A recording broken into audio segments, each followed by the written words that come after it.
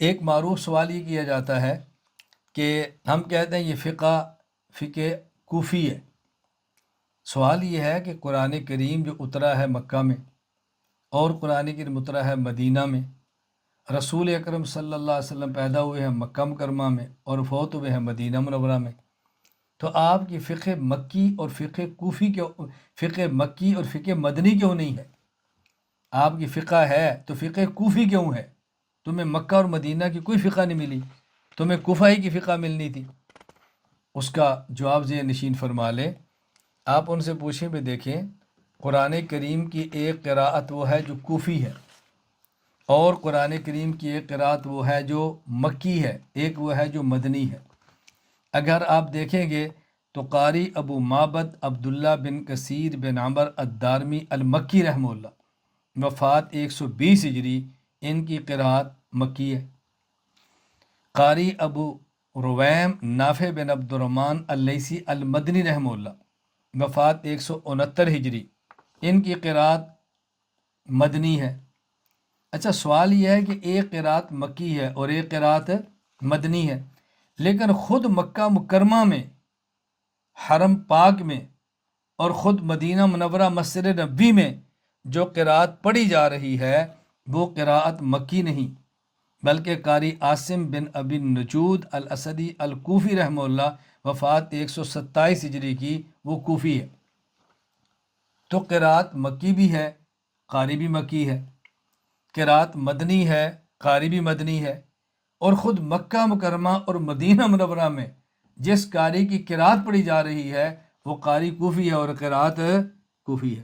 تو ہمارا سوال یہ ہے کہ خود مکہ مکرمہ اور مدینہ منورہ میں کوفی قاری کی کوفی قراءت کیوں پڑھی جا رہی ہے؟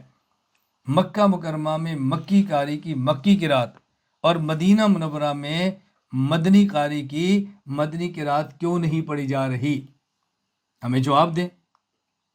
وہ جواب اگر دیں گے تو یہی جواب دیں گے کہ جو قرآن کریم مکہ مکرمہ میں نازل ہوا، جو قرآن کریم مدینہ منورہ میں نازل ہوا، یہی قرآن کریم کوفہ میں گیا ہے اور یہی کوفہ سے واپس آیا ہے، تو مکہ اور مدینہ میں پڑھے جانے والی قراءت اگرچہ کوفی ہے لیکن قرآن وہی ہے جو مکہ مکرمہ میں نازل ہوا تھا اور مدینہ منورہ میں نازل ہوا۔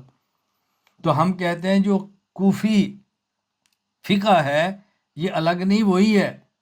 جب قرآن کریم مکہ سے مدینہ گیا ہے تو الفاظ گئے ہیں تو ساتھ الفاظ کا معنی بھی گیا ہے، اور جب قرآن مدینہ سے کوفہ گیا ہے تو الفاظ گئے ہیں تو ساتھ معنی بھی گیا ہے۔ ایک ہوتی ہے روایت اور ایک ہوتی ہے درایت۔ الفاظ کے نقل کرنے کو روایت کہتے ہیں اور معنی کے نقل کرنے کو درایت کہتے ہیں۔ تو جس طرح ہماری روایت کوفی ہے اسی طرح ہماری درایت بھی کوفی ہے۔ تو جو یہاں سے الفاظ گئے تھے ساتھ معنی بھی تھا، کوفہ کے فقہا نے جب واپس کیا ہے تو الفاظ بھی دیے ہیں اور اس کا معنی بھی ساتھ دے دیا ہے، تو انہیں کیا غلطی کی ہے؟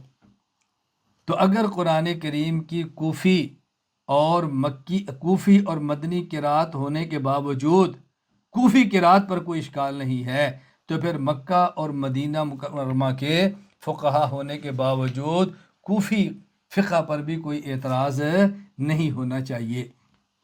کیوں؟ کوفہ کو آباد کنہوں نے کیا تھا؟ یہ صحابہ گئے تھے۔ کوفہ جو شہر بسایا تھا حضرت عمر رضی اللہ عنہ کے حکم پر بسایا گیا، اور اس کو بنانے والے حضرت سعد تھے، اور وہاں کے معلم حضرت عبداللہ بن مسعود تھے رضی اللہ تعالیٰ عنہ۔ اور عبداللہ بن مسعود وہ صحابی رسول ہے کہ جن کے بارے میں رسول اللہ صلی اللہ علیہ وسلم فرمایا ما حدثکم ابن مسعود فصدقوہ، جو حدیث عبداللہ بن مسعود بیان کرے اس حدیث کی تصدیق کرنا۔ یہ تھے کوفہ میں۔ حضرت عمر نے فرمایا تھا اہل کوفہ، عبداللہ بن مسعود کی مجھے ضرورت ہے لیکن میں تمہیں اپنے اوپر ترجیح دیتا ہوں اور میں عبداللہ بن مسعود کو تمہارے پاس بھیج رہا ہوں۔ حضرت عبداللہ بن مسعود رضی اللہ تعالیٰ عنہ یہ 8ویں نمبر کے صحابی ہیں کلمہ پڑھ کر مسلمان ہونے والے۔ حضرت عبداللہ بن مسعود رضی اللہ تعالیٰ، میں مناقب کیا بیان کروں، میں بتانا چاہ رہا ہوں کہ فقہ حنفی کی بنیاد صحابہ کرام میں سے عبداللہ بن مسعود ہیں رضی اللہ تعالیٰ عنہ، اور یہ کوفہ میں تھے۔ اللہ میں بات سمجھنے کی توفیق عطا فرمائے۔ میں اس پر آپ کو لمبی بات نہیں کر رہا، آپ اٹھائیں حضرت امام بخاری رحمۃ اللہ علیہ کی صحیح بخاری کو آپ اٹھا لیں، آپ ساری احادیث کو چھوڑ لیں، صحیح بخاری کی آخری حدیث آپ کھول کے دیکھ لیں، آخری حدیث حضرت امام بخاری رحمۃ اللہ علیہ جو آخری حدیث پاک لائیں آپ دیکھیں، ببی قال حدثنا احمد بن اشکاب قال حدثنا محمد بن فضیل، امام بخاری حدیث لا رہے ہیں، ببی قال حدثنا احمد بن اشکاب قال حدثنا محمد بن فضیل، حضرت امام بخاری 5 راوی لائے ہیں جن میں سے 4 کوفہ کے ہیں اور آخری حضرت ابو ہریرہ مدینہ منورہ کے۔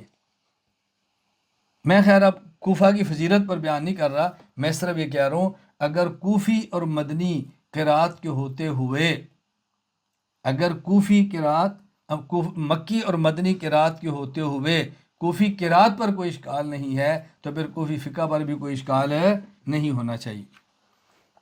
بابی قال حدثنا احمد بن اشکاب قال حدثنا محمد بن فضیل عن عمارت ابن القعقاع عن ابی زرع عن ابی ہریرہ، تو یہ 4 راوی احمد بن اشکاب، محمد فضیل، عمارہ اور ابی زرع یہ کوفہ کے ہیں اور ابو ہریرہ مدینہ کے ہیں، کوئی بھی اشکال نہیں کر رہا کہ امام بخاری رحمۃ اللہ کے آخری حدیث میں 5 راوی ہیں جن میں 4 کوفہ کے ہیں، تو امام بخاری نے کوفی راوی کیوں لیے ہیں؟ مدینہ منورہ سے سارے لے لیتا۔